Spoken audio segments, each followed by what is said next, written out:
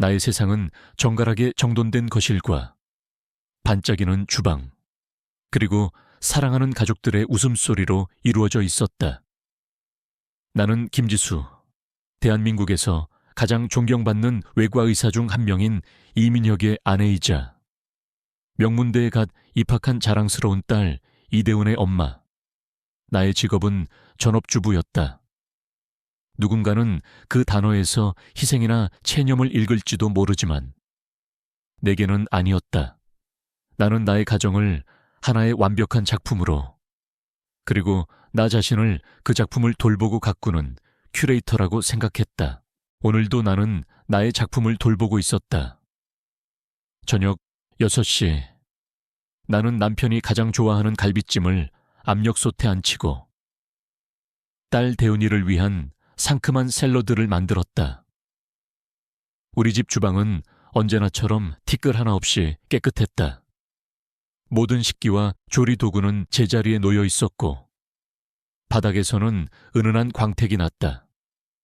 나는 이 질서정연함 속에서 안정감을 느꼈다. 다녀왔습니다. 현관문이 열리며 내 인생의 가장 큰 자랑거리인 딸 대은이가 들어왔다. 대학생이 된 후 부쩍 성숙해진 딸의 모습에 나는 오늘도 마음이 벅차올랐다. 우리 딸, 왔어. 오늘 수업은 어땠어? 힘들었지 뭐. 그래도 엄마가 해주는 저녁 먹을 생각으로 버텼어. 와, 갈비찜이네. 대훈이는 가방을 내려놓고는 나에게 다가와 허리를 안았다. 딸에게서 풍기는 젊고 싱그러운 향기가 나의 피로를 씻어주는 듯했다. 아빠는 아직 오늘 큰 수술 있으시다고 했어. 아마 늦으실 거야. 나는 아무렇지 않게 대답했다. 남편의 잦은 야근은 우리 가족에게 너무나 익숙한 일상이었다. 생명을 다루는 의사의 아내라는 자부심은 저녁 식탁의 빈자리가 주는 쓸쓸함을 충분히 상쇄하고도 남았다. 나와 대훈이는 단둘이 저녁을 먹었다. 6인용의 커다란 식탁에 단 2사람. 대훈이는 오늘 있었던 학교 얘기를 제잘거렸다. 나는 딸의 이야기를 들으며 맞장구를 쳐주었지만 문득문득 대화가 끊기는 순간의 침묵은 어쩔 수 없었다. 남편이 있었다면 그의 유머러스한 한마디가 이 침묵을 채워주었을 텐데 나는 애써 그 생각을 지웠다. 나의 삶은 비록 가족이라는 울타리 안에 있었지만 나는 그 안에서 나만의 의미를 찾아왔다. 일주일에 2번 나는 동네의 무료 급식소에서 봉사활동을 했다.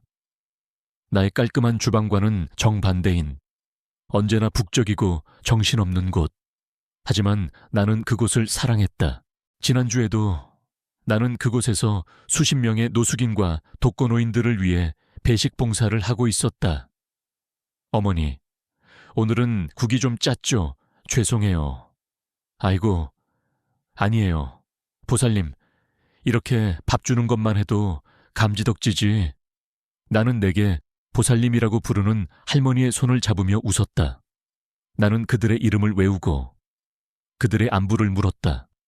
갓난아기를 업고 온 젊은 엄마에게는 따뜻한 미역국을 한 그릇 더 퍼주었고 추위에 떠는 할아버지께는 내가 떠온 목도리를 둘러드렸다. 나는 그들에게 그저 한 끼의 식사가 아닌 인간적인 존엄성과 따뜻한 관심을 나눠주고 싶었다. 나는 내가 가진 것을 나누는 행위를 통해 나 자신의 존재 가치를 확인하고 있었다. 나는 부유한 의사의 아내이기 이전에 선한 마음을 가진 한 명의 인간이고 싶었다. 하지만 나의 그 완벽하고 선량한 세계에도 나조차 인지하지 못하는 아주 작은 균열이 존재하고 있었다. 며칠 전의 일이었다. 나는 남편의 서재를 청소하고 있었다. 나의 재능은 바로 이럴 때 발휘되었다. 나는 집안의 모든 물건의 위치를 정확하게 기억했고 아주 작은 변화도 금세 알아차리는 예민한 관찰력을 가지고 있었다. 남편의 책상 서랍을 정리하던 중 나는 낯선 백화점 쇼핑백 하나를 발견했다. 그 안에는 아름다운 크리스털 병에 담긴 고가의 여성용 향수가 들어있었다. 나는 향수병을 꺼내 조심스럽게 뚜껑을 열었다. 달콤하면서도 관능적인 아주 젊고 화려한 느낌의 향기. 그것은 평소 수수하고 은은한 향을 좋아하는 나와는 전혀 어울리지 않는 향이었다. 나는 의아했다. 그날 밤 나는 잠자리에 들기 전 남편에게 물었다. 여보, 오늘 당신 서재에서 이거 봤는데 누구 선물이에요? 남편은 향수를 보더니 하는 표정을 지었다. 그거 우리 병원 박 과장님 사모님 선물이야. 얼마 전에 박 과장님이 내게 큰 도움을 준 일이 있어서 보답으로 아내분께 선물이라도 하려고 샀지. 깜빡 잊고 아직 전달을 못했네. 그의 대답은 너무나도 그럴듯했다. 병원 내에서 그의 위치를 생각하면 동료들과 그런 선물을 주고받는 것은 흔한 일이었다. 나는 고개를 끄덕였다. 그렇구나. 아주 좋은 향이네요. 받으시는 분이 좋아하시겠어요. 나는 그렇게 대수롭지 않게 넘겼다. 하지만 나의 예민한 기억력은 몇 가지 사소한 불일치를 놓치지 않았다. 영수증에 찍힌 날짜는 그가 하루 종일 학회에 참석한다고 했던 날이었다. 그리고 그 향수, 동료의 아내에게 주는 선물이라고 하기에는 너무나도 취향이 명확하고 너무나도 개인적인 느낌의 향이었다. 마치 그 향수를 쓸 사람을 아주 잘 아는 사람이 고른 것처럼 나는 그 작은 의심을 설마 하는 마음으로 머릿속 깊은 곳에 밀어 넣었다. 나의 완벽한 세계에 그런 추악한 가능성이 존재할 리 없다고 스스로를 타일렀다. 다시 현재 대은이는 자신의 방으로 공부하러 들어갔고 나는 홀로 남아 저녁 식사를 정리했다. 텅 빈 거실, 벽에는 우리의 행복했던 순간들이 담긴 가족 사진들이 걸려 있었다. 활짝 웃는 나와 남편, 그리고 앳된 모습의 대은이. 사진 속에서 우리는 정말 완벽한 가족이었다. 나는 소파에 앉아 그 사진들을 물끄러미 바라보았다. 사람들은 우리 가족을 보며 완벽하다고 말했다. 나 역시 그렇게 믿었다. 나는 이 성의 안주인이자 이 평화의 수호자라고. 나는 이 견고한 성벽 안에서 아주 작은 균열조차 없을 것이라고 믿어 의심치 않았다. 하지만 나는 몰랐다. 그 작은 균열은 이미 성벽의 가장 깊은 곳에서부터 시작되고 있었다는 것을, 그리고 그 성벽이 무너져 내리는 첫 번째 순간을 내가 내 목숨보다 사랑하는 딸 대은이가 목격하게 될 것이라는 사실을. 모든 비극은 언제나 가장 완벽한 평온의 얼굴을 하고 찾아오는 법이었다. 그날은 내 딸 대은이의 19번째 생일이었다. 나는 아침부터 분주했다. 대은이가 가장 좋아하는 해물크림 파스타와 딸기 생크림 케이크를 직접 만들 준비를 했다. 딸아이가 태어난 이후로 나는 단 한 번도 딸의 생일 케이크를 밖에서 사온 적이 없었다. 나의 사랑과 정성을 가득 담아 세상에 단 하나뿐인 케이크를 만들어주는 것이 엄마로서 나의 가장 큰 기쁨이었다. 오후가 되자 나는 행복한 기대로 부풀어 있었다. 하지만 그때 병원으로부터 전화 한 통이 걸려왔다. 남편, 민혁이었다. 그의 목소리는 언제나처럼 피곤함과 미안함으로 가득 차 있었다. 지수야, 정말 미안해. 오늘 저녁에 못 들어갈 것 같아. 응급수술이 잡혔어. 아주 오래 걸릴 것 같네. 대은이한테 아빠가 정말 미안하다고. 주말에 꼭 근사한 파티 해주겠다고 전해줘. 실망감이 파도처럼 밀려왔지만 나는 애써 목소리를 가다듬었다. 나는 존경받는 외과 의사의 아내였고 이런 상황에 익숙해져야만 했다. 알았어요. 괜찮아요. 환자가 먼저죠. 수술 잘 끝내고 당신 몸도 챙겨요. 전화를 끊고 나는 잠시 허탈한 마음에 주저앉았다. 오늘만큼은 가족 모두가 함께 저녁 식탁에 둘러앉기를 얼마나 바랐던가. 저녁이 되어 다윤이가 돌아왔다. 나는 애써 밝은 표정을 지으며 딸을 맞았다. 우리 딸, 생일 축하해. 아빠가 오늘 급한 수술 때문에 못 오신대. 대신 주말에 아주 큰 파티 해주신다고 했어. 다윤이는 잠시 실망한 기색이었지만 이내 나를 위해 웃어 보였다. 괜찮아. 엄마, 아빠 바쁘신 거 하루 이틀도 아니고. 우리끼리 파티하면 되지. 나와 대훈이는 단둘이 생일 파티를 시작했다. 나는 딸을 위해 정성껏 만든 음식을 차려냈고 우리는 촛불을 켠 케이크 앞에서 노래를 불렀다.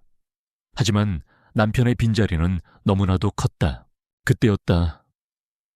대훈이가 좋은 생각이 떠올랐다는 듯이 손뼉을 쳤다. 엄마 아빠가 우리한테 못 오시면 우리가 아빠한테 가면 되잖아. 지금 케이크 들고 병원으로 가자. 아빠 깜짝 놀라게 해드리는 거야. 수술 끝나고 지쳐 계실 텐데 우리가 가면 엄청 좋아하실걸. 딸의 그 순수한 제안에 나는 망설여졌다. 바쁜 사람을 방해하는 건 아닐까. 하지만 아빠를 생각하는 딸의 그 예쁜 마음을 차마 꺾을 수가 없었다. 어쩌면 이것이 더 특별한 생일이 될 수도 있겠다는 생각이 들었다. 그래, 그럴까. 우리 아빠 기운나게 해드리러 가자. 우리는 가장 예쁜 조각으로 케이크를 잘라 상자에 담았다.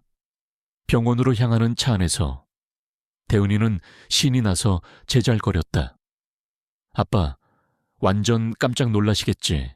우리 아빠는 세상에서 제일 멋있는 의사야. 사람들을 살리는 사람이잖아. 나는 아빠가 내 아빠라는 게 너무 자랑스러워. 딸의 목소리에 담긴 아빠에 대한 무한한 존경과 사랑. 훗날 나는 이날 딸이 내뱉었던 모든 찬사가 내 심장을 파고드는 가장 날카로운 가시가 될 것이라고는 상상조차 하지 못했다. 밤늦은 시간의 병원은 고요하고 서늘했다. 우리는 남편의 개인 연구실이 있는 외과 병동으로 향했다. 복도 끝 과장 이민혁이라는 명패가 붙은 방문이 보였다. 나는 전화를 먼저 걸어보자고 했지만 대훈이는 완벽한 서프라이즈를 해야 한다며 내 손을 잡고 조용히 문으로 다가갔다. 문이 아주 살짝 1cm쯤 열려 있었다. 안에서 희미한 불빛과 함께 나지막한 목소리가 새어나오고 있었다. 대훈이는 장난기 가득한 얼굴로 내게 쉿 하는 손짓을 보냈다. 그리고 자신의 눈을 그 작은 문틈으로 가져갔다. 바로 그 순간 나는 보았다. 내 딸의 세상이 무너져 내리는 순간을. 나는 방 안의 광경을 직접 보지 못했다. 나는 오직 문틈을 들여다보는 내 딸의 얼굴에 일어나는 변화를 보았을 뿐이다. 처음에는 아빠를 놀라게 해줄 생각에 장난스럽게 반짝이던 딸의 눈동자. 그것이 이내 혼란으로 가득 차더니 믿을 수 없다는 듯이 크게 뜨였다. 딸의 얼굴에서 핏기가 사라지기 시작했다. 생일 케이크 상자를 소중하게 들고 있던 딸의 손에서 힘이 빠져나갔다. 쿵 하는 소리와 함께 케이크 상자가 복도 바닥으로 떨어졌다. 하얀 생크림과 빨간 딸기가 처참한 모습으로 바닥에 흩어졌다. 다윤아, 왜 그래? 무슨 일이야? 내가 놀라서 딸의 어깨를 잡았다. 하지만 딸은 마치 영혼이라도 빠져나간 사람처럼 아무런 대답도 하지 못했다. 그저 미동도 없이 문틈에서 눈을 떼지 못하고 있었다. 그때 방 안에서 놀란 목소리가 들리며 문이 활짝 열렸다. 그리고 나는 보았다. 당황한 얼굴에 내 남편 이민혁, 그리고 그의 옆에서 옷매무새를 황급히 정리하며 서 있는 젊은 여자. 낯이 익었다. 얼마 전 병원 체육대회 때 남편이 같은 과 후배라며 내게 소개해줬던 간호사 박서연이었다. 그리고 방 안에는 내가 얼마 전 남편의 서재에서 봤던 바로 그 진하고 달콤한 향수 냄새가 가득했다. 모든 것이 한순간에 이해되었다. 남편의 잦은 응급수술, 동료 아내에게 준다던 그 어색한 선물, 모든 퍼즐 조각이 제자리를 찾아가며 추악한 진실을 완성했다. 다요나 남편은 바닥에 떨어진 케이크와 넋이 나간 딸의 얼굴, 그리고 그 뒤에 서 있는 나를 보고는 사색이 되었다. 그의 첫 걱정은 내가 아니었다. 그는 절망한 딸의 이름을 부르며 다가오려 했다.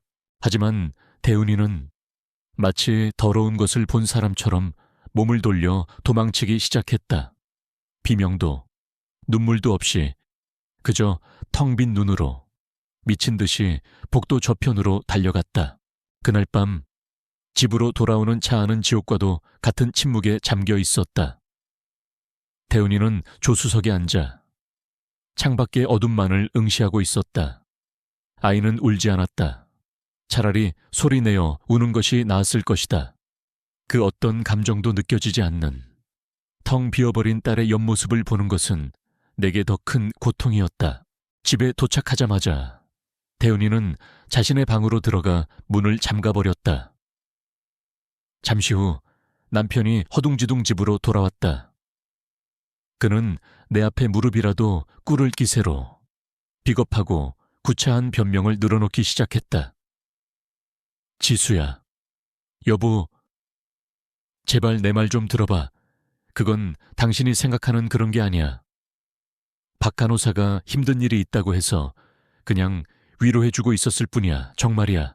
나는 대답할 기력조차 없었다. 나는 그저 굳게 닫힌 다은이의 방문을 손가락으로 가리켰다. 당신의 거짓말이 지금 저 문 안에 있는 내 딸의 세계를 어떻게 파괴했는지 보라고. 밤은 깊어갔고 나는 거실 소파에 앉아 뜬 눈으로 밤을 새웠다. 내 머릿속은 남편에 대한 배신감보다 딸에 대한 걱정으로 가득 차 있었다. 내 딸은 지금 어떤 절망 속에서 허우적대고 있을까? 새벽 3시가 넘었을 때 대은이의 방문이 조용히 열렸다. 아이는 작은 배낭 하나를 맨 채 유령처럼 거실로 걸어 나왔다. 그리고 식탁 위에 곱게 접은 편지 한 통을 올려놓았다. 그러고는 나나 소파 뒤에서 안절부절 못하고 있는 아빠는 쳐다보지도 않은 채 현관으로 향했다. 나는 본능적으로 달려가 아이의 팔을 붙잡았다. 다은아, 어디 가려고 그래? 딸은 마침내 나를 돌아보았다. 아이의 눈은 죽은 물고기처럼 어떤 빛도 담고 있지 않았다. 이 집에서는 숨을 쉴 수가 없어. 엄마, 나는 떨리는 손으로 식탁 위에 편지를 집어들었다. 그 안에는 내 심장을 갈갈이 찢는 문장들이 적혀 있었다. 엄마, 죄송해요. 저는 더 이상 이 거짓말투성이 집에서 살 수 없어요. 제가 그토록 존경하고 숭배했던 아빠는 제가 아는 사람이 아니었어요. 저는 떠나야겠어요. 저를 찾지 마세요. 배신감보다 더 큰 공포가 나를 덮쳤다. 남편을 잃는 것보다 내 딸을 잃는 것이 나는 훨씬 더 두려웠다.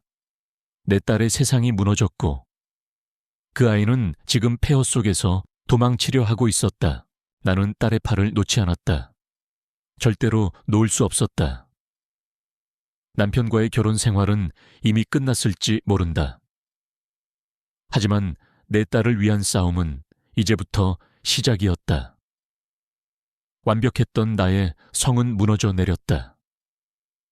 나는 이제 이 폐허 위에서 내 딸을 지켜내야 하는 상처 입은 어미 사자가 되어야만 했다. 그날 밤 우리 집은 소리 없는 전쟁터가 되었다. 나는 현관문 앞에서 떠나려는 딸의 팔을 필사적으로 붙잡고 있었다. 남편 민혁은 몇 걸음 떨어진 곳에서 어쩔 줄 모르는 얼굴로 우리를 바라볼 뿐이었다. 그의 존재 자체가 이 모든 비극의 원인이었다. 대훈아, 제발 오늘 밤만 엄마랑 같이 있어줘. 내일 아침에 우리가 다시 얘기하자. 제발 엄마 부탁이야. 내 목소리는 애원으로 가득 차 있었다. 내 눈물 때문이었을까? 아니면 아이도 차마 나를 뿌리치지는 못했던 걸까? 다은이는 한참 동안 나를 텅 빈 눈으로 바라보더니 이내 고개를 떨구었다. 아이는 내 손을 뿌리치고 자신의 방으로 다시 들어가 쾅 소리를 내며 문을 잠가버렸다. 그것은 하룻밤의 유의 선고였다. 나는 힘없이 거실 소파에 주저앉았다. 잠시 후 민혁이 내 옆으로 다가왔다. 그는 무릎을 꿇으려고 했다. 나는 차가운 목소리로 그를 제지했다. 그만둬요. 당신의 그 위선적인 모습. 이제 역겨워. 나는 대은이가 식탁 위에 놓고 간 편지를 그에게 밀었다. 읽어봐요. 당신이 무슨 짓을 했는지. 당신의 그 실수가 우리 딸에게 어떤 상처를 주었는지 똑똑히 보라고. 그는 떨리는 손으로 편지를 집어들었다. 편지를 읽어 내려가는 그의 얼굴이 하얗게 질려갔다. 그가 가장 두려워했던 것은 나의 분노가 아니었다. 그가 평생을 바쳐 쌓아 올린 완벽하고 존경스러운 아버지라는 신상이 그의 딸 앞에서 산산조각 났다는 사실이었다. 여보, 내가 잘못했어. 정말 내가 죽을 죄를 지었어. 대은이한테 가서 내가 무릎 꿇고 빌게. 다시는 그런 일 없을 거라고. 내가 맹세할게. 응, 내가 대은이를 위해서라면 뭐든지 할게. 그의 말 속에는 진심 어린 반성이 없었다. 오직 이 상황을 어떻게든 수습하고 딸의 우상을 되찾고 싶은 이기적인 다급함만이 존재했다. 그는 내 대한 배신이 아닌 딸에게 들켰다는 사실에만 괴로워하고 있었다. 나는 차갑게 웃었다. 이제 와서 그게 무슨 소용이죠. 그 여자는 누굽니까? 얼마나 됐어요. 그건 당신이 병원에서 수술한다던 그 수많은 밤들, 학회에 간다던 그 주말들, 전부 다 그 여자랑 함께였나요? 나의 차가운 질문들에 그는 대답하지 못하고 고개를 숙였다. 그의 침묵은 그 자체로 가장 확실한 대답이었다. 나는 더 이상 그에게서 어떤 진실도 기대할 수 없다는 것을 깨달았다. 이 남자는 자신의 성벽이 무너지는 순간까지도 거짓과 회피로 자신을 방어할 인간이었다. 다음 날, 다은이는 학교에 가지 않았다. 아이는 방 안에 틀어박혀 죽은 듯이 침묵을 지켰다.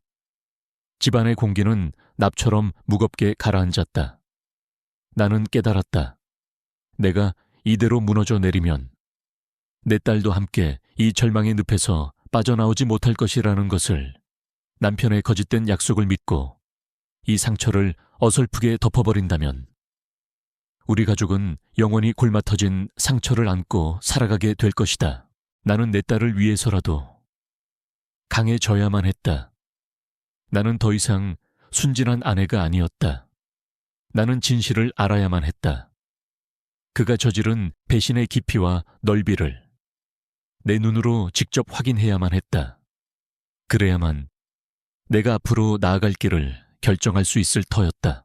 나는 남편이 출근한 후 그의 서재로 들어갔다. 지난 20년간 나는 남편의 사적인 공간을 단 한 번도 침범한 적이 없었다. 하지만 이제 그 신뢰는 깨졌다. 이곳은 더 이상 존중해야 할 공간이 아닌 증거를 찾아야 할 수사 현장이었다. 나는 나의 재능을 사용하기 시작했다.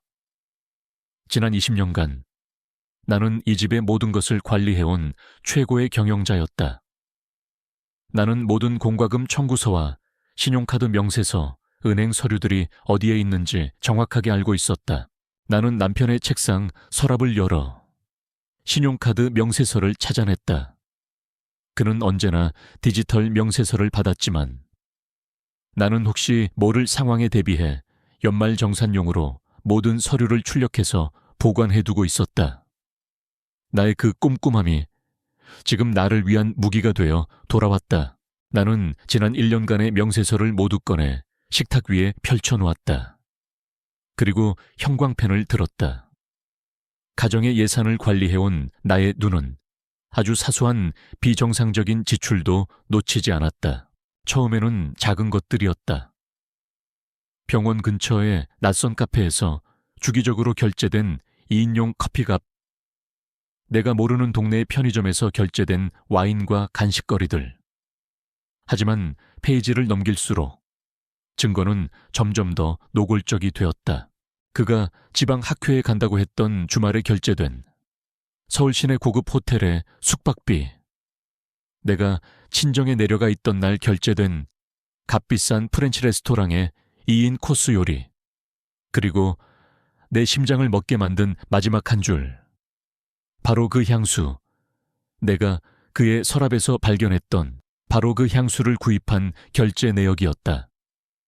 날짜는 그가 하루 종일 세미나에 참석한다고 했던 바로 그날이었다. 나는 달력을 꺼내 그의 일정과 카드 명세서를 대조하며 타임라인을 만들기 시작했다. 그의 모든 거짓말이 검은 잉크가 되어 하얀 종이 위에 명백하게 드러났다. 이것은 단순한 실수가 아니었다. 이것은 최소 1년 이상 아주 계획적이고 체계적으로 이루어진 완벽한 기만 행위였다. 증거들을 앞에 두고 나는 온몸이 떨리는 것을 느꼈다. 하지만 동시에 기묘한 차분함이 내 마음을 지배했다. 나는 더 이상 혼란스럽지 않았다. 나는 이제 팩트를 마주하고 있었다. 나는 전화기를 들어 나의 유일한 피난처인 친정 동생 유미에게 전화를 걸었다. 유미는 결혼도 하지 않고 자신의 커리어를 쌓으며 당차게 살아가는 나와는 정반대의 동생이었다. 하지만 우리는 누구보다 서로를 아끼고 의지하는 사이였다. 언니, 무슨 일이야? 목소리가 왜 그래? 내 가라앉은 목소리에 유미는 단번에 이상을 감지했다. 나는 결국 참았던 눈물을 터뜨리며 지난 이틀간 있었던 모든 일을 털어놓았다. 1시간 후 유미는 회사를 조퇴하고 우리 집으로 달려왔다. 그녀는 내가 정리해놓은 증거들을 보더니 분노로 얼굴이 빨개졌다. 이 개자식 우리 언니를 상대로 이런 짓을 해. 유미는 나처럼 슬픔에 빠져있는 대신 당장이라도 민혁의 멱살을 잡을 기세로 분노했다. 그녀의 그 분노가 오히려 나를 정신 차리게 만들었다. 언니, 이제 우는 건 끝났어. 지금부터는 싸워야지. 그녀는 비장하게 말했다. 첫째, 이 증거들 전부 다 복사해서 안전한 곳에 보관해. 둘째, 더 확실한 증거가 필요해. 통화 기록이나 같이 있는 사진 같은 거. 셋째, 그리고 가장 중요한 거. 언니는 앞으로 어떻게 하고 싶어? 이 결혼 계속 유지하고 싶어? 아니면 이 모든 걸 불태워버리고 새로 시작하고 싶어?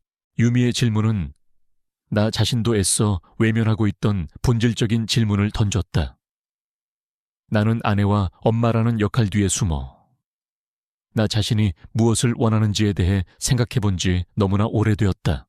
그날 저녁 민혁은 꽃다발을 사들고 귀가했다. 그는 어설픈 사과와 함께 관계를 회복해 보려는 시도를 했다. 하지만 그의 모든 행동은 내게 더 이상 어떤 감흥도 주지 못했다.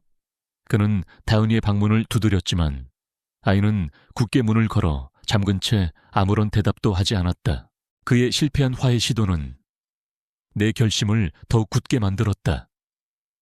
그는 아직도 이 문제의 본질을 깨닫지 못하고 있었다. 그는 자신이 저지른 배신이 한 여자의 인생과 한 아이의 세계를 어떻게 파괴했는지 전혀 이해하지 못했다. 그날 밤 나는 유미와 함께 식탁에 앉아 내가 모은 증거들을 다시 한번 검토했다.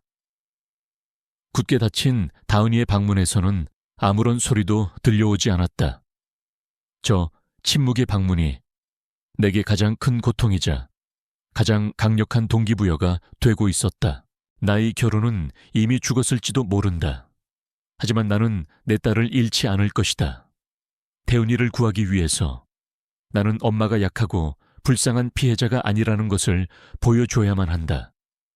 거짓과 배신에는 반드시 대가가 따른다는 것을 내 손으로 증명해 보여야 한다. 나는 그 인간이 내 딸의 모든 믿음을 파괴하도록 내버려 두지 않을 것이다. 나의 목표는 더 이상 결혼 생활을 구하는 것이 아니었다. 그것은 내 딸의 무너진 세계 앞에서 정의와 힘을 보여주는 것, 그리고 나 자신의 존엄성을 되찾는 것. 나의 방역은 이제 선택이 아닌 필연이 되었다. 그날 이후 우리 집은 완벽한 평온의 가면을 벗고 차가운 전쟁터의 민낯을 드러냈다. 대은이는 자신의 방이라는 참호 속에 숨어 아빠라는 적군을 향한 소리 없는 시위를 계속했다. 아이는 더 이상 아빠와 겸상하지 않았다. 민혁이 식탁에 앉으면 아이는 말없이 일어나 자신의 방으로 음식을 가져가 문을 닫아버렸다. 남편이 거실에 있으면 아이는 유령처럼 그의 존재를 무시하고 스쳐 지나갔다. 그가 말을 걸어도 아이는 대답하지 않았다. 남편은 그야말로 속수무책이었다. 사회적으로는 존경받는 의사였지만 그는 지금 자신의 집에서 자신의 딸에게 완벽하게 권위를 잃어버린 무력한 남자일 뿐이었다. 그는 딸의 마음을 돌리기 위해 온갖 시도를 했다.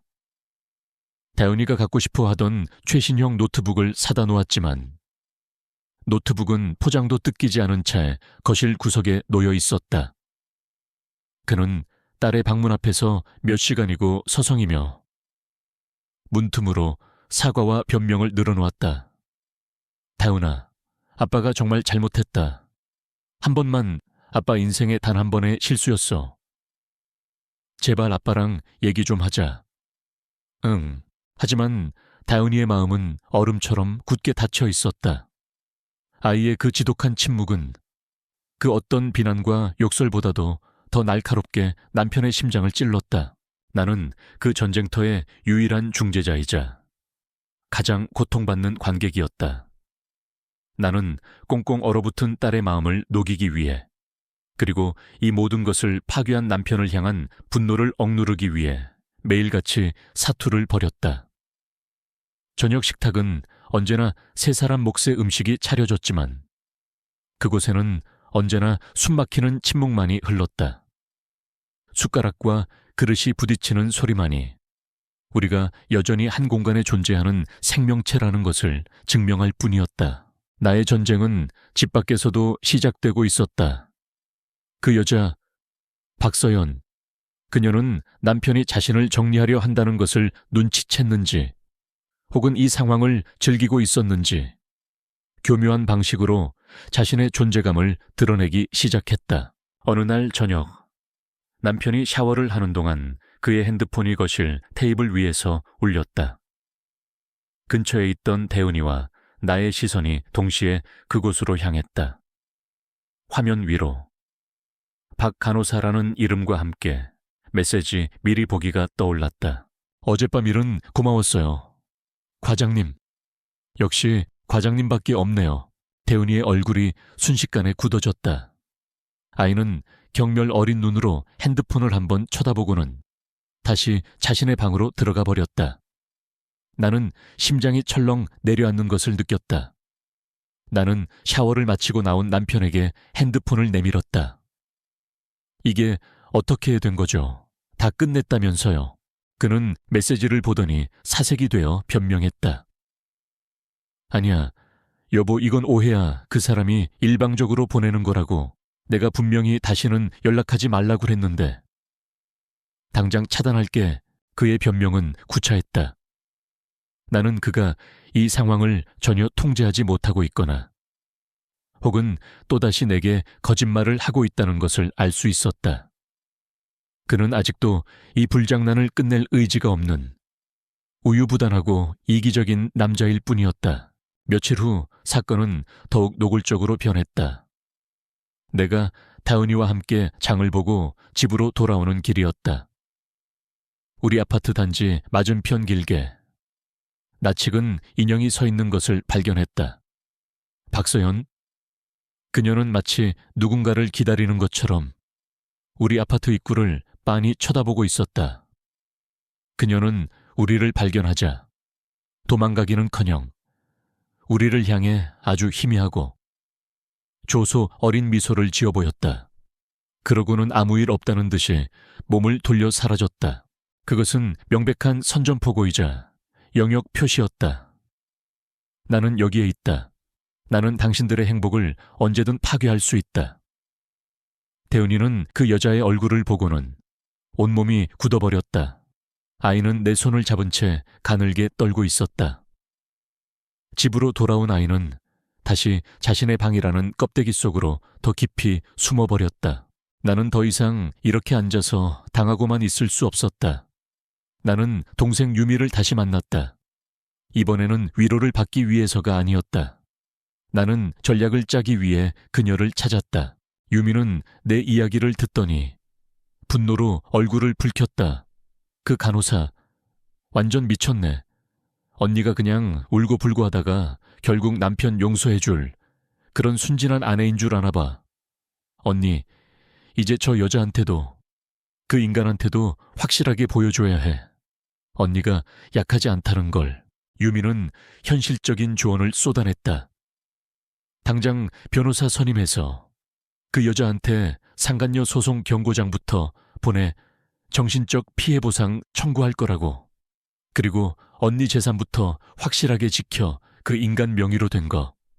함부로 못 빼돌리게 가압류 신청이라도 알아봐. 언니, 이건 더 이상 사랑 싸움이 아니야. 이건 전쟁이라고. 전쟁에서는 똑똑하게 싸워야 해.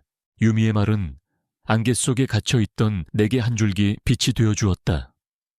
나는 더 이상 상처받은 아내로 머물러 있을 수 없었다. 나는 나와 내 딸의 삶을 지키기 위해 싸워야 하는 전사가 되어야 했다. 나는 그날 밤 대은이의 방문을 두드렸다. 아이는 한참 만에 문을 열어주었다. 방 안은 온통 어둠에 잠겨 있었다. 나는 아이의 침대맡에 걸터 앉았다. 나는 남편에 대한 이야기를 하지 않았다. 대신 나 자신에 대한 이야기를 했다. 대훈아, 나는 아이의 차가운 손을 잡았다. 엄마도 무서워. 그리고 너무 화가 나. 심장이 갈갈이 찢어진 것 같아. 엄마도 괜찮지 않아. 하지만 우리가 이렇게 무너져 내리는 건 정답이 아니라는 건 알아. 나는 잠시 숨을 골랐다.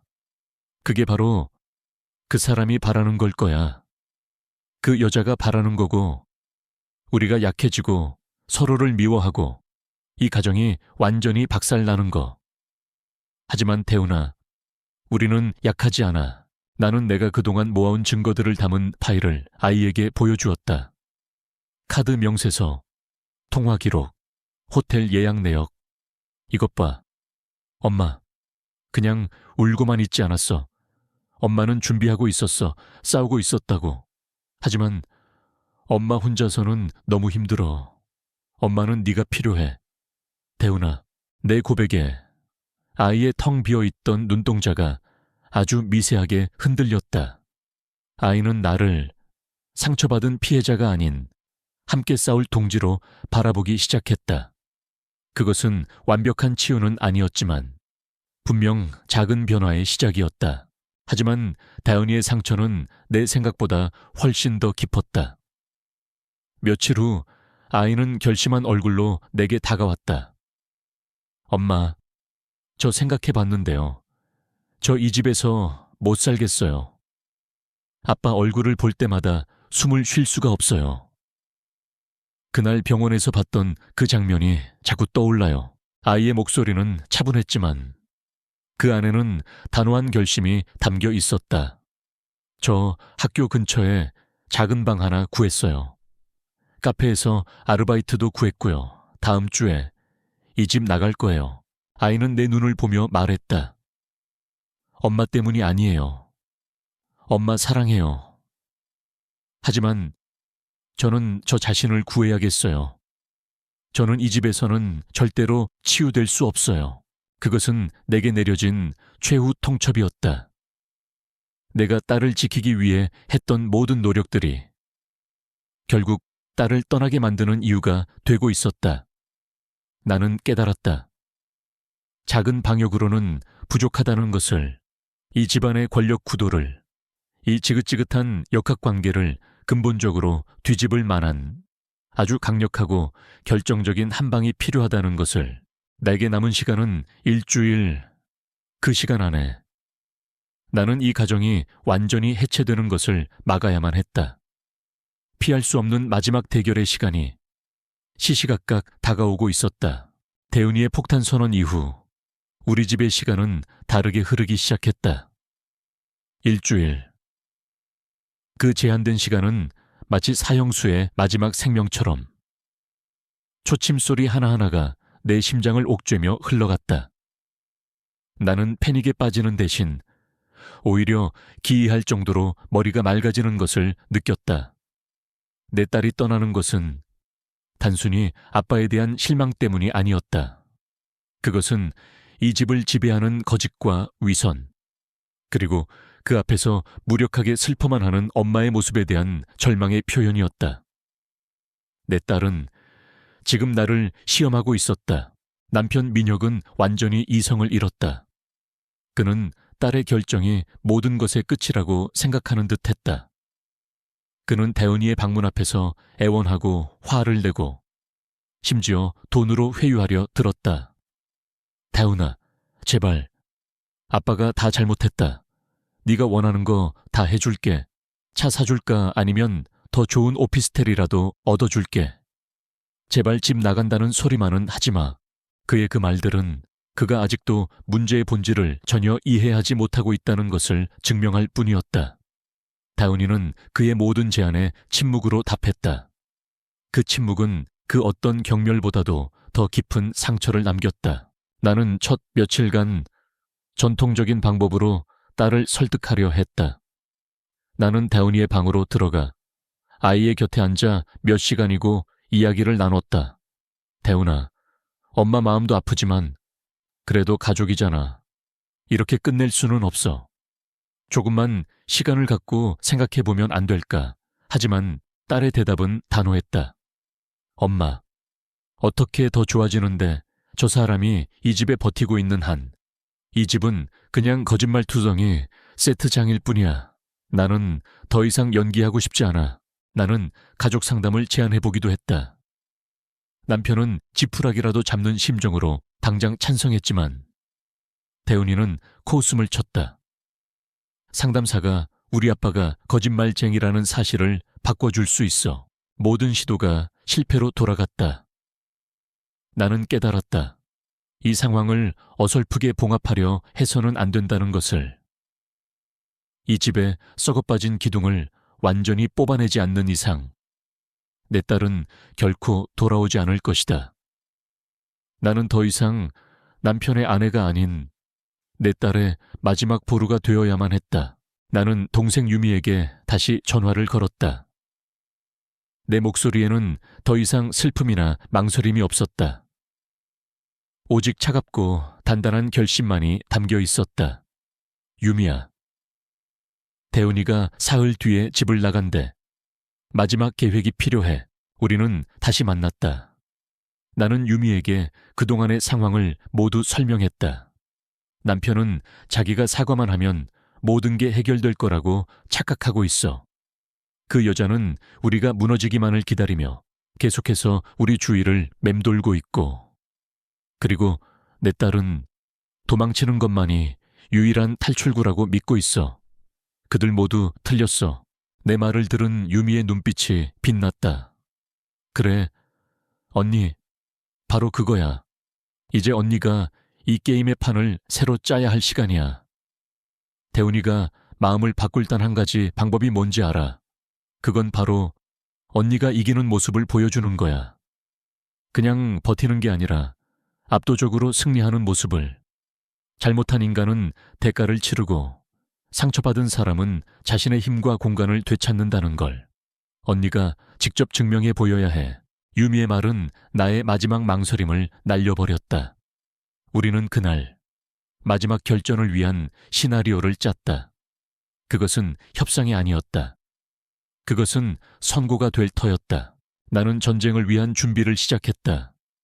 지난 며칠간 나는 슬퍼하는 아내의 가면을 쓴 채 조용히 나의 무기를 갈고 닦고 있었다. 나의 무기는 바로 정보였다. 나는 남편의 서재에서 그의 모든 금융거래 내역과 통화 기록을 확보했다. 그리고 유미는 그녀의 방송국 인맥을 총동원해 결정적인 한 장의 사진을 구해왔다. 바로 남편과 박소연이 호텔 라운지에서 다정하게 와인을 마시고 있는 모습이었다. 나는 이 모든 증거를 마치 건축 설계도를 정리하듯 하나의 완벽한 보고서로 만들었다. 시간 순서에 따른 사건의 전개, 카드 사용 내역과 그의 거짓말을 대조한 표, 통화 기록 분석, 나의 그 꼼꼼한 정리벽. 즉, 나의 재능은 이제 그를 겨누는 가장 날카로운 칼날이 되었다. 나는 유미의 조언에 따라 이혼 전문 변호사와 비밀리에 상담을 마쳤다. 나는 나의 법적인 권리, 재산 분할과 위자료 청구에 대한 모든 정보를 완벽하게 숙지했다. 나는 더 이상 감정적인 피해자가 아니었다. 나는 모든 정보를 손에 쥔 냉철한 소송의 원고였다. 나는 거울 앞에 서서 나의 모습을 비춰보았다. 거울 속에는 더 이상 남편의 그늘 아래서 조용히 살림만 하던 여자는 없었다. 그곳에는 차갑고 강인하며 어떤 흔들림도 없는 눈빛을 한 낯선 여자가 서 있었다. 나는 다윤이가 보아야 할 엄마의 모습, 절망 속에서도 무너지지 않는 강인한 여성의 모습을 수없이 연습했다. 그리고 마침내 다윤이가 떠나기로 한 바로 전날 밤, 나는 결전의 무대를 세팅하기 시작했다. 나는 먼저 남편에게 다가갔다. 내일 저녁 다윤이가 떠나기 전에 거실에서 마지막으로 가족 회의를 해요. 당신, 나, 그리고 다윤이. 모든 것은 내일 결정될 거예요. 반드시 참석해요. 내 목소리에는 거절을 용납하지 않는 힘이 실려 있었다. 그는 마지막 기회라고 생각했는지 즉시 동의했다. 다음으로 나는 다윤이의 방문을 두드렸다. 다윤아, 내일 네가 떠난다는 거 알아. 엄마가 막지는 않을게. 하지만 가기 전에 엄마한테 그리고 이 가족에게 마지막으로 딱 1시간만 시간을 내주렴. 내일 저녁 너와 네 아빠에게 꼭 해야 할 이야기가 있어. 그 이야기를 들은 후에 네가 어떤 결정을 내리든 엄마는 존중할게. 다윤이는 내 눈에 서린 이전과는 다른 기묘한 힘을 읽었는지 잠시 망설이다 마지못해 고개를 끄덕였다. 모든 준비는 끝났다. 그날 밤 집안은 폭풍 전야처럼 고요했다. 나는 내 방 책상 위에 놓인 두툼한 증거 자료 파일을 내려다보았다. 그것은 차갑고 무거웠다. 나는 침대맡에 놓인 가족 사진을 보았다. 행복하게 웃고 있는 세 사람. 나는 사진을 보며 눈물 한 방울을 흘렸다. 그것은 과거에 대한 슬픔의 눈물이 아니었다. 다시는 돌아오지 못할 나의 순수했던 시절에 대한 작별의 눈물이었다. 지난 25년간 나는 이민혁의 아내, 이다은의 엄마로 살았다. 하지만 내일 나는 오롯이 김지수라는 이름으로 설 것이다. 무너진 성을 지키는 슬픈 왕비가 아니라 새로운 왕국을 세우는 여왕으로 내 딸이 지켜볼 것이다. 나는 굳게 다짐했다. 내일의 태양은 심판의 태양이 될 터였다. 약속된 저녁 8시, 우리 집 거실은 마치 재판정처럼 무겁고 서늘한 공기로 가득 차 있었다. 우리는 거대한 식탁을 사이에 두고 각자의 자리에 앉았다. 떠날 준비를 마친 다윤이는 현관에서 가장 가까운 의자에 등에 맨배낭을 내려놓지도 않은 채 앉아 있었다. 아이의 얼굴에는 어떤 미동도 없었지만 온몸으로는 나는 이 지긋지긋한 연극을 1분 1초라도 빨리 끝내고 싶다는 절규가 흘러나오고 있었다. 남편 민혁은 피고인처럼 고개를 숙인 채 앉아 있었다. 지난 며칠간 그는 잠도 제대로 자지 못한 듯 얼굴이 헬쑥하고 눈은 퀭했다. 사회적으로 성공한 의사의 위험은 온데간데 없었다. 그리고 나는 상석에 앉았다. 나의 앞에는 지난 며칠간 나의 피와 눈물로 만들어낸 두툼한 서류 파일 하나가 놓여 있었다. 나는 재판의 시작을 알리는 판사처럼 고요하지만 단호한 목소리로 입을 열었다. 오늘 이 자리는 우리 가족의 마지막 회의가 될 겁니다. 먼저 말을 시작한 것은 민혁이었다. 그는 준비라도 한 듯 자리에서 일어나 우리를 향해 고개를 숙였다. 여보, 그리고 대훈아, 내가 정말 잘못했다. 어떤 변명도 할 수 없는 끔찍한 죄를 지었어. 나는 어리석었고 약했으며 너희 두 사람의 믿음을 배신했다. 그의 사과는 꽤나 구체적이고 절절했다. 그는 자신의 행동이 얼마나 어리석었는지, 그로 인해 나와 대훈이가 얼마나 큰 상처를 받았을지 이해한다고 말했다. 그는 모든 것을 끝냈다고, 다시는 그런 실수를 반복하지 않겠다고 맹세했다. 그러니 제발 대훈아, 떠나지 말아다오. 아빠가 평생을 바쳐 너에게 속죄하며 살게. 우리 가족 이렇게 무너지게 둘 수는 없잖니. 가족이란 건 원래 힘들 때 함께 이겨내는 거란다. 제발 아빠에게 마지막 기회를 다오. 그는 눈물까지 글썽이며 애원했다. 그의 영의는 너무나도 완벽해서 만약 내가 그의 실체를 몰랐다면 잠시나마 마음이 흔들렸을지도 모른다. 그는 이 모든 것을 자신이 저지른 하나의 실수로 치부하고 가족이라는 이름 아래 어물쩍 넘어가려 하고 있었다. 그는 우리가 결국에는 가정을 지키기 위해 자신을 용서해 줄 것이라고 믿고 있었다. 하지만 그의 그 간절한 사죄에 대은이는 코웃음을 쳤다. 그것은 내가 들어본 소리 중에 가장 차갑고 가장 경멸의 찬소리였다. 기회요. 대은이가 마침내 입을 열었다. 아빠는 이미 수백 번의 기회를 저버렸어요. 엄마를 속이고 나를 속이고 이 집을 속였던 그 모든 밤들이 전부 아빠의 기회였잖아요. 이제 와서 뭘 더 달라는 거예요. 아이는 자리에서 일어났다. 그리고 자신의 배낭을 고쳐맸다. 전 이제 들을 만큼 들었어요. 더 이상 시간 낭비하고 싶지 않네요. 엄마, 먼저 갈게요. 바로 그 순간이었다. 대은이가 몸을 돌려 떠나려던 순간, 민혁의 얼굴이 절망으로 일그러지는 순간, 이 모든 것이 결국 파국으로 끝나는구나 하고 체념하려던 바로 그 순간, 앉아, 이대훈. 나의 목소리가 거실의 공기를 갈랐다. 그것은 애원의 목소리가 아니었다. 그것은 명령이었다. 지난 25년간 대훈이가 단 한 번도 들어본 적 없는 조용하지만 절대적인 힘이 실린 엄마의 목소리였다. 대훈이는 놀란 듯 우뚝 멈춰 서서 나를 돌아보았다. 나는 딸을 보지 않았다. 나는 오직 내 앞에 앉은 남편 이민혁을 똑바로 응시했다. 나는 내 앞에 놓인 두툼한 파일을 천천히 열었다. 당신의 사과는 잘 들었어요. 이민혁 씨. 하지만 유감스럽게도 우리는 이제 사과를 논할 단계를 지나버렸네요.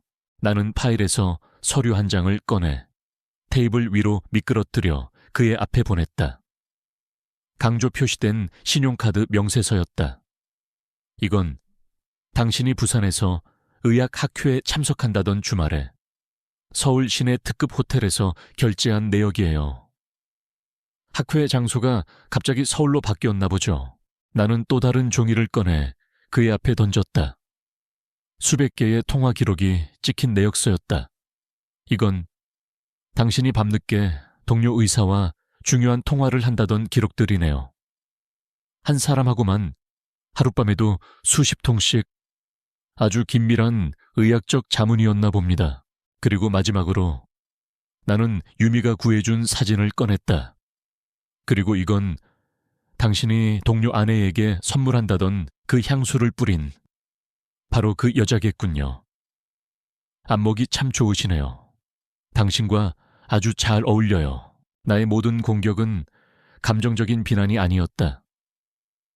그것은 반박할 수 없는 사실의 나열이었다. 그의 얼굴에서 마지막 핏기마저 사라졌다. 그의 모든 변명과 거짓말의 퇴로가 차단되었다. 나는 보고서를 덮고 등바디에 몸을 기댔다. 그리고 나의 마지막 선고를 시작했다. 내 목소리는 그 어느 때보다도 차분하고 명료했으며 최종적이었다. 내가 이 증거들을 보여준 건 당신의 더러운 변명을 더 듣기 위해서가 아니에요. 내가 모든 것을 알고 있다는 사실을 당신이 깨닫게 하기 위해서였죠. 그리고 내가 모든 것을 알기 때문에 나는 결정을 내렸습니다. 나는 잠시 숨을 골랐다. 내 시선은 조금도 흔들리지 않았다. 지난 25년간 나는 당신의 아내로 살았습니다. 나는 당신의 집을 관리하고 당신의 딸을 키우고 당신의 성공을 내조했습니다. 나는 우리 가족을 위해 완벽한 성을 쌓아 올렸어요. 하지만 당신은 그 성벽 안으로 적을 끌어들였습니다. 당신은 나뿐만이 아니라 우리 딸까지 배신했어요.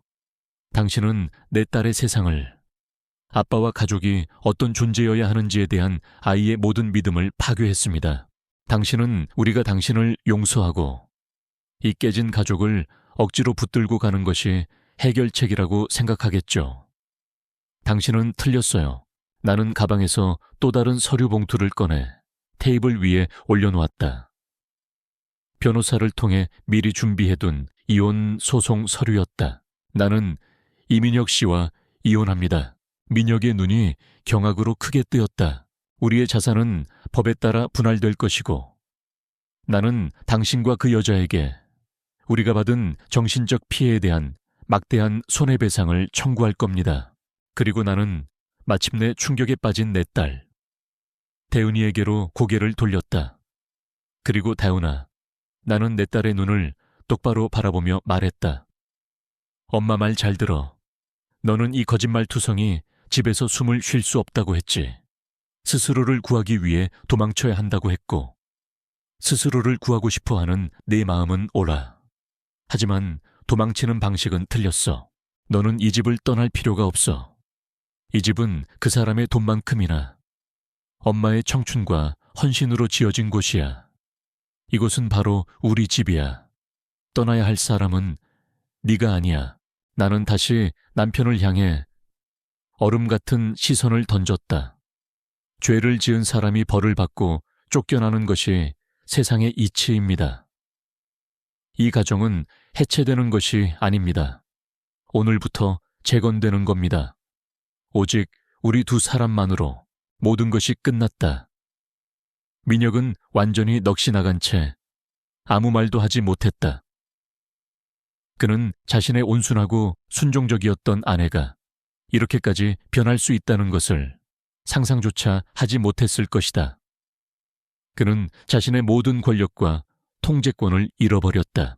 대은이는 그 자리에 서서 경외와 충격이 뒤섞인 눈으로 나를 바라보고 있었다. 아이는 더 이상 절망한 피해자가 아니었다. 아이는 자신의 왕좌를 되찾은 여왕의 모습을 한 엄마를 보고 있었다. 대은이는 천천히 어깨에 맸던 배낭을 바닥에 내려놓았다. 나는 자리에서 일어섰다. 당신에게 일주일의 시간을 주겠어요. 당신 짐을 싸서 나갈 곳을 알아보세요. 그 후에는 내 변호사가 당신의 변호사에게 연락할 겁니다. 나는 딸에게 다가가 아이의 손을 잡았다. 그리고 남편을 그 폐허 속에 남겨둔 채 딸의 방으로 향했다. 그날 밤 나와 다은이는 다은이의 침대에 나란히 누웠다. 우리는 많은 말을 하지 않았다. 나는 그저 딸을 꼭 안아주었다. 그리고 다은이는 사건이 있은 후 처음으로 내 품에 안겨 소리내어 울었다. 그것은 절망의 눈물이 아니었다. 그것은 안도의 눈물이었고 묵은 감정을 씻어내는 정화의 눈물이었다. 오늘 밤 나의 딸은 아빠를 잃었다. 하지만 그녀는 엄마를 되찾았다. 약하고 슬픈 피해자가 아닌 자신의 삶을 위해 싸우는 강인한 엄마를. 우리의 성은 무너졌지만 괜찮다. 우리는 이 폐허 위에서 더 단단하고 아름다운 우리 둘만의 왕국을 다시 지을 것이다. 내가 이혼을 선언한 그날 밤 이후 우리 집에는 기묘한 평화가 찾아왔다. 그것은 더 이상 폭풍 전야의 불안한 고요함이 아니었다.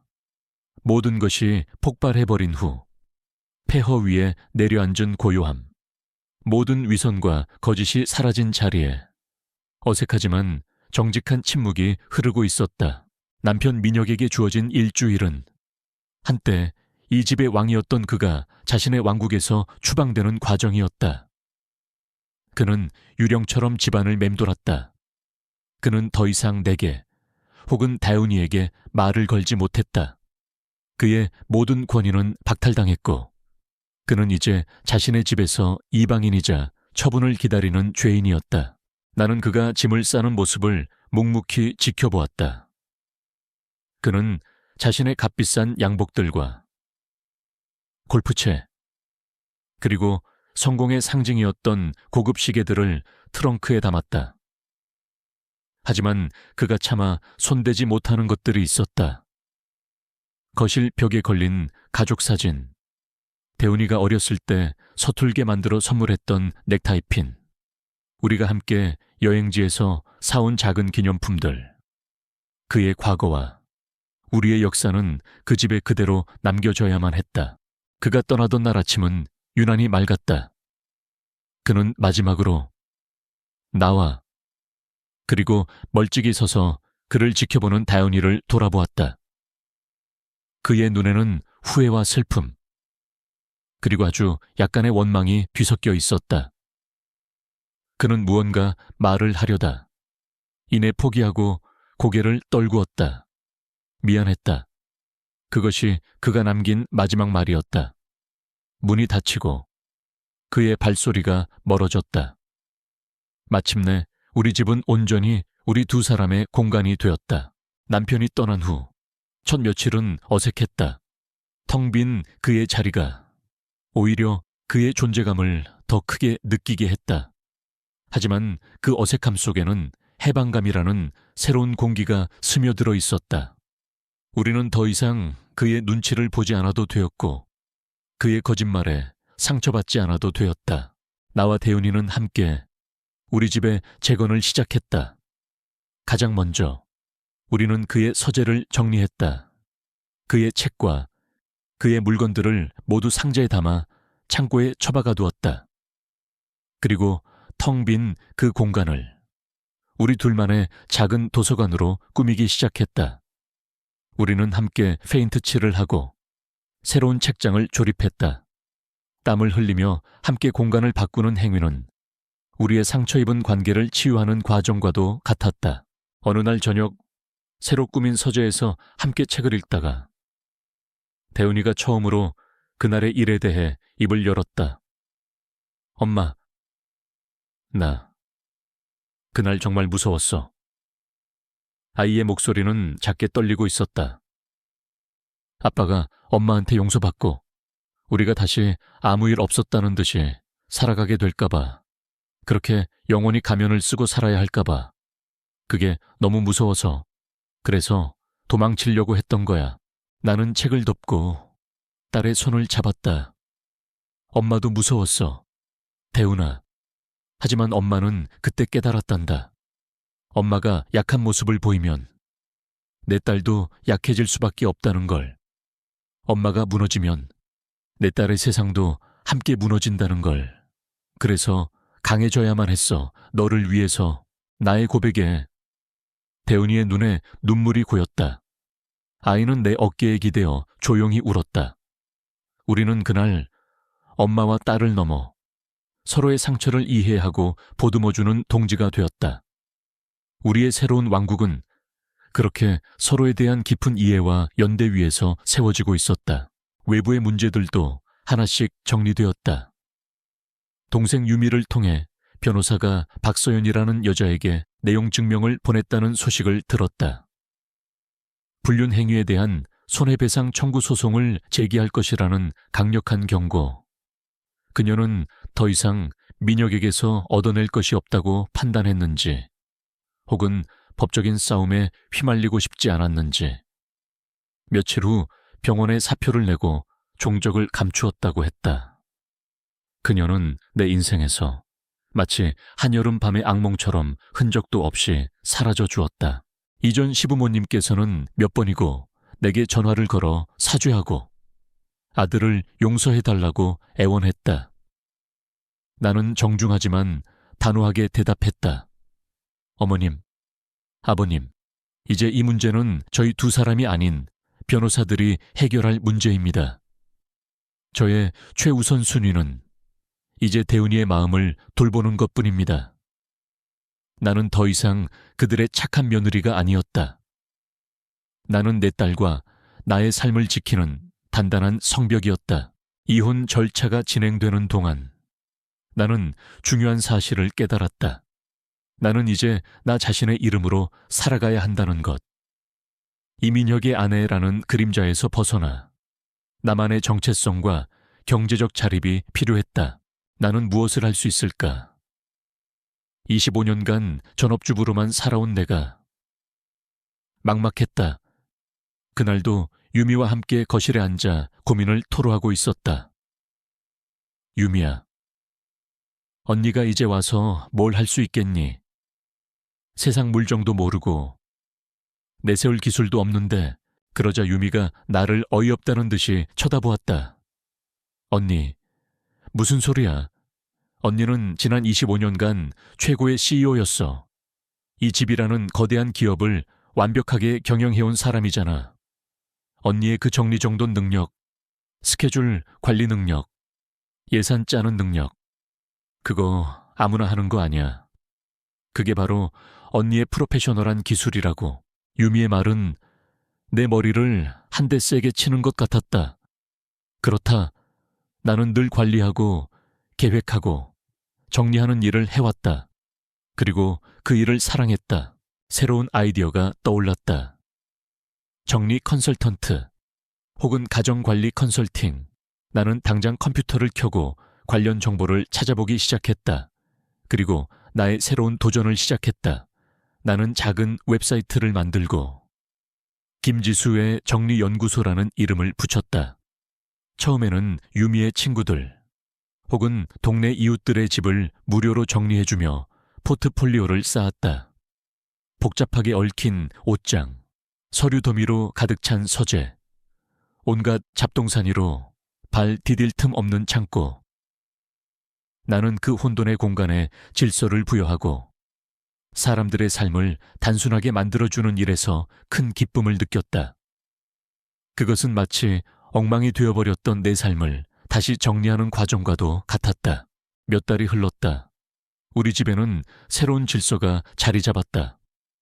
대은이는 이제 더 이상 어두운 방에 갇혀 있지 않았다. 아이는 다시 학교에 나갔고 친구들과 웃고 떠들었다. 아이는 종종 내 새로운 사업을 도와주기도 했다. 웹사이트 로고를 디자인해 주거나 SNS 홍보 문구를 함께 고민해 주었다. 우리는 이제 엄마와 딸이 아닌 사업 파트너가 되어가고 있었다. 한때 전쟁터였던 우리 집은 이제 우리의 새로운 꿈을 키워나가는 희망의 베이스 캠프가 되었다. 그리고 마침내 그날이 왔다. 나의 웹사이트를 보고 첫 번째 공식 의뢰인이 연락을 해온 것이다. 생면부지의 사람이 돈을 내고 나의 서비스를 구매하겠다고 했다. 나는 떨리는 손으로 전화를 끊고 대은이에게 달려갔다. 대은아, 엄마, 첫 번째 고객 생겼어. 내 말에. 대은이는 저를 번쩍 들어올리며 환호했다. 와, 엄마, 그럴 줄 알았어. 우리 엄마 최고야. 나는 딸의 그 자랑스러운 얼굴을 보았다.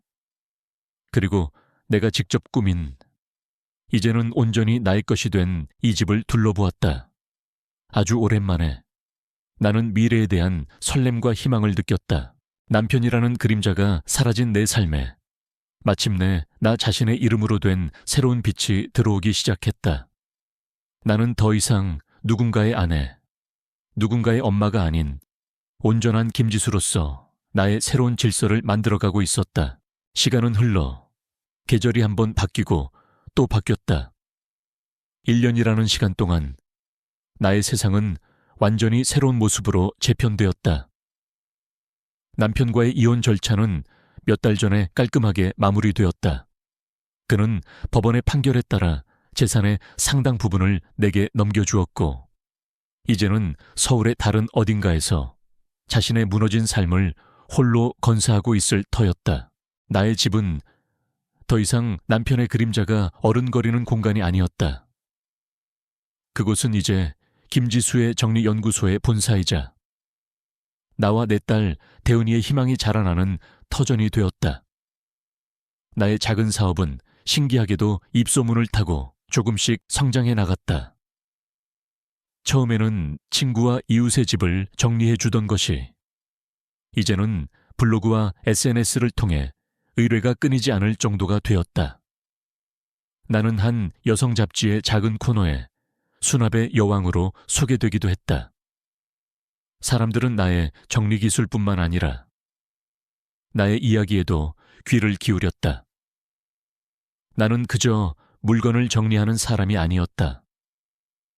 나는 사람들의 복잡한 삶과 상처 입은 마음을 함께 정리해주고 그들이 새로운 삶을 시작할 수 있도록 돕는 사람이 되어가고 있었다. 나의 가장 큰 기쁨이자 성공은 바로 딸 대은이의 변화였다. 아이는 더 이상 어둡고 슬픈 소녀가 아니었다. 아빠에 대한 배신감은 엄마에 대한 존경심과 연대감으로, 그리고 자기 자신에 대한 믿음으로 서서히 변해가고 있었다. 대은이는 나의 가장 든든한 사업 파트너가 되어주었다. 아이는 자신의 전공을 살려 나의 낡은 웹사이트를 세련되게 리뉴얼해 주었고, SNS를 통해 효과적인 홍보 전략을 짜주었다. 어느 날 저녁, 우리는 새로 수주한 대형 프로젝트의 기획안을 함께 짜고 있었다. 한 대기업 임원의 집 전체를 컨설팅하는 우리 연구소 역사상 가장 큰 프로젝트였다. 엄마, 이쪽 수납장은 이렇게 동선을 짜는 게 어때? 클라이언트 분이 오른손잡이니까. 자주 쓰는 물건은 오른쪽에 배치하는 게 효율적이잖아. 우와, 우리 딸, 이제 엄마보다 낫네. 어떻게 그런 생각까지 했어? 누구 딸인데? 우리 엄마가 바로 대한민국 최고의 정리 전문가 김지수 대표님이시잖아. 다윤이는 장난스럽게 내 어깨를 주무르며 웃었다. 우리는 함께 웃음을 터뜨렸다. 한때는 숨막히는 침묵만이 흘렀던 이 집은 이제 우리의 건강한 웃음소리와 생산적인 에너지로 가득 차 있었다. 남편과의 관계는 새로운 국면을 맞이하고 있었다. 우리는 더 이상 부부가 아니었지만 다윤이의 아빠와 엄마라는 사실은 변하지 않았다. 민혁은 자신의 잘못을 속죄하려는 듯 주기적으로 다윤이에게 연락을 해왔다.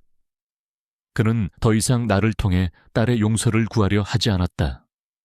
대신 그는 오롯이 자신의 힘으로 딸과의 관계를 회복하기 위해 노력했다. 어느 주말 오후, 대은이가 외출 준비를 하고 있었다. 어디 가니? 딸아, 오늘 아빠 생신이라서 잠깐 커피나 한잔하고 오려고. 대은이는 아무렇지 않게 말했다. 나는 잠시 놀랐지만 이내 미소 지었다. 그것은 다윤이가 스스로 내린 결정이었다. 그래, 잘 다녀와. 아빠한테 안부 전해드리고. 대윤이가 돌아온 후 우리는 그에 대해 이야기를 나누었다. 아빠, 많이 외로워 보이더라. 대윤이가 말했다. 엄마, 나는 아빠가 우리한테 한 짓을 용서할 수 없어. 평생 용서 못할 거야. 하지만 이제는 그냥 아빠를 불쌍하고 연약한 한 명의 인간으로 바라볼 수 있게 된 것 같아. 증오하기에는 내 인생이 너무 아깝잖아. 나는 딸의 그 성숙한 생각에 가슴이 뭉클했다. 우리의 가족은 깨진 것이 아니었다. 그저 다른 형태로 재구성되었을 뿐이다. 더 솔직하고 더 현실적인 형태로. 나는 딸의 선택을 온전히 지지했다. 내 마음속에는 더 이상 그에 대한 미움이나 원망이 남아있지 않았다. 나의 삶에 새로운 목표가 생기면서 나는 나 자신과 비슷한 상처를 가진 다른 여성들을 돕고 싶어졌다. 나는 익명으로 홀로서기 다시 피어나기라는 이름의 온라인 커뮤니티를 만들었다. 그곳에 나의 경험담을 조심스럽게 풀어놓았다. 남편의 외도를 알게 되었을 때의 대처법, 증거를 수집하는 방법, 법적인 조언을 구하는 팁, 그리고 무엇보다 무너진 자존감을 회복하고 독립적인 개인으로 다시 서는 과정에 대해 공유했다. 나의 이야기는 수많은 여성들의 공감을 얻었다. 커뮤니티는 금세 수천 명의 회원들이 모이는 거대한 연대의 공간이 되었다. 나는 그곳에서 매일 밤 화상통화를 통해 새로운 회원들의 이야기를 들어주었다. 남편의 배신에 모든 세상이 무너진 것 같다며 절망하는 젊은 아내에게 나는 나의 이야기를 들려주었다. 자매님, 가장 먼저 기억해야 할 것은 이것이 당신의 잘못이 아니라는 거예요. 그리고 당신은 당신이 생각하는 것보다 훨씬 더 강한 사람이라는 걸 잊지 마세요. 지금은 모든 것이 끝난 것 같겠지만 아니에요. 이것은 새로운 시작이 될 수도 있어요. 온전히 당신의 이름으로 살아가는 더 멋진 인생의 시작 말이에요. 나는 나의 가장 깊은 상처를 다른 사람을 치유하는 힘으로 승화시키고 있었다. 그것은 나에게 가장 큰 보람이자 나의 존재 이유가 되어주었다. 어느덧 또다시 저녁이 되었다. 나와 다윤이는 우리가 함께 꾸민 홈오피스에서 새로운 프로젝트 기획안을 마무리하고 있었다. 우리는 성공적으로 끝난 프레젠테이션을 자축하며 하이파이브를 했다. 그때 대은이의 핸드폰이 울렸다. 딸은 발신인을 확인하더니 희미하게 미소 지었다. 딸은 전화를 받았다. 그 목소리는 차분하고 안정되어 있었지만 더 이상 차갑지는 않았다. 아, 아빠, 응, 나 지금 엄마랑 같이 있어. 일하는 중이야. 대은이는 나를 보며 윙크를 했다. 나는 그런 딸을 보며 따뜻하게 미소 지었다. 나는 창밖을 보았다. 한때는 잿빛으로만 보였던 세상이 이제는 수만 가지의 색깔로 빛나고 있었다. 내가 완벽하다고 믿었던 나의 첫 번째 가족은 깨지기 쉬운 환상이었다. 하지만 지금의 이 가족 2명의 강한 여자로 이루어진 일과 웃음, 그리고 더 솔직하고 성숙한 형태의 사랑으로 가득 찬 이 새로운 관계, 이 새로운 성벽은 진짜였다. 그리고 그 무엇으로도 무너뜨릴 수 없을 터였다. 나는 자랑스러운 내 딸과 성공적으로 성장하고 있는 나의 사업, 그리고 나를 지지해주는 수많은 사람들을 생각했다. 나의 두 번째 봄은 그렇게 소란스럽지만 그 무엇보다도 찬란하고 아름답게 피어나고 있었다.